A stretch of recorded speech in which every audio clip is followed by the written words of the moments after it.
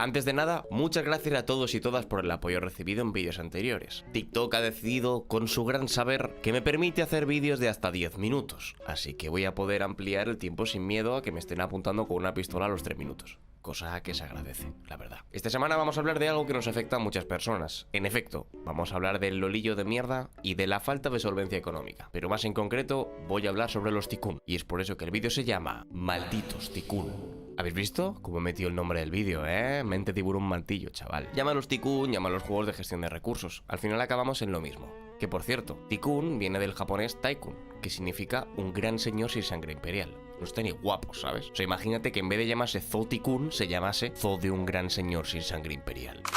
Si el primero me lo iba a comprar, llamándose así me compro dos. Shut up and take my money. Si hay un género donde los chavales se dan la mano con las abuelas, aparte de con la ludopatía del bingo, es con los Tycoon. Creo que la gran mayoría de nosotros hemos jugado a cosas parecidas al SimCity, o hacerte tu granja en el móvil. Y lo bonito del género es que pese a que otros estarían limitados a ser más para consola o para PC, este lo encontramos incluso con mayor presencia en el mercado móvil. Esto supone una verdadera unión generacional a la hora de ponerse a jugar a un videojuego, donde independientemente de lo que se puede creer y de la edad de cada individuo, pueden disfrutar juntos de un buen juego. Existen una gran cantidad de juegos de renombre que conforman este auge, tales como el Planet Coaster, para poder hacer tu propia atracciones, Two Point Hospital, título donde poder crear un hospital para tratar enfermedades realmente bizarras, o por ejemplo, el Football Manager, para todos los chavalitos del comunillo FIFA. Pero exactamente, ¿qué es lo que une todos estos títulos bajo el mismo manto? Pese a que tengan infinidad de temas a tratar y cada uno sea completamente diferente al anterior, su mayor característica es generar dinero. Siempre necesitarás generar un dinero, retenerlo y reinvertirlo, para poder generar aún más dinero y así. Es un ciclo en muchas ocasiones completamente infinito. En muchos títulos puede tener un objetivo concreto a nivel de historia narrativa, pero en muchos otros es simplemente el hecho de generar por generar. Este es el impacto de este género en la industria, que en el propio Roblox existen infinidad de minijuegos Tycoon, tantos que incluso me llegaron a sorprender, y sobre todo de lo bien hechos que están, replicando algunos de los juegos anteriormente nombrados o mejorándolos incluso hasta otro nivel. Este género, pese a que es realmente bonito y que en muchas ocasiones su nivel de inmersión puede ser beneficioso, también tiene una parte negativa.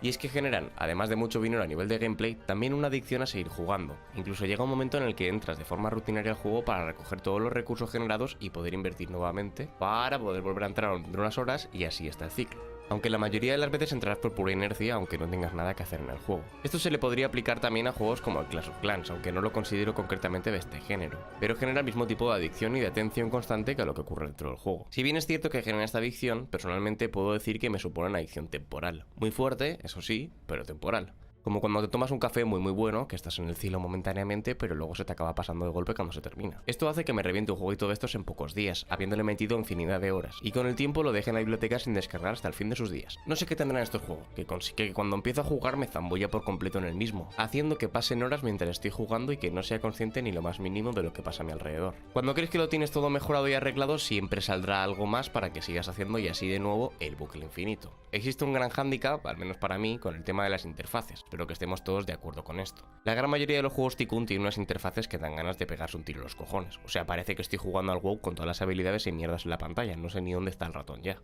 Creo que si estas interfaces fuesen un poquito más asequibles para el público general, sería mucho más fácil atraer a los nuevos jugadores a estos juegos.